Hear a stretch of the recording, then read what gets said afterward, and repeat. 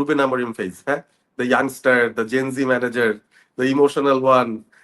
আমাদের মনে হচ্ছিল যে হ্যাঁ, he has a very strong philosophy, plus he is young, আমরা হয়তো রিলেট করতে পারবো ওর সাথে, প্লেয়াররা হয়তো রিলেট করতে পারবে, কারণ এখন সোশ্যাল মিডিয়ার যুগ, প্লেয়াররা ওটাও দেখে, আবার ফুটবলও খেলতে চায়, খুব বেশি ইমোশনাল হয়ে যায়, ঝাড়িও দেওয়া যায় না, ঝাড়ি দিলে রেগে যায়, মন খারাপ করে, সোশ্যাল মিডিয়ায় গিয়ে পোস্ট করতে থাকে।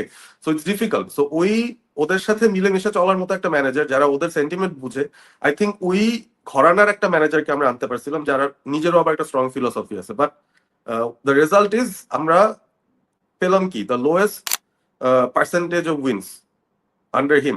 এবং আমার মনে হয় যে অন্য কোনো লোয়ার ক্লাবেও যদি সে থাকতো, বাই নাও সে স্যাক্ট হয়ে যেত।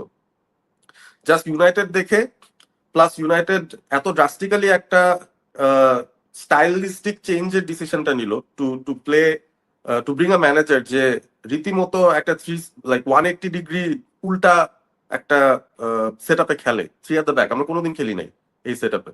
সো এরকম একটা চেঞ্জ যেহেতু নিয়ে আসার চিন্তা ভাবনা করা হয়েছে from the board, they had to back him. এখনো পর্যন্ত তারা তাই করে যাচ্ছে। অ্যাজ ফ্যান্স আমরা তো সব ম্যানেজারদের ব্যাক করি, আমরা এখনো করে যাচ্ছি। But the thing is, it's so difficult, মানে এতই ডিফিকাল্ট যে এখন অ্যামোরিমকে স্যাক করলেও কিন্তু আমরা বুকে হাত দিয়ে বলতে পারবো না যে হুএভার উই ব্রিং ইন সে আমাদেরকে সাকসেস এনে দিবে।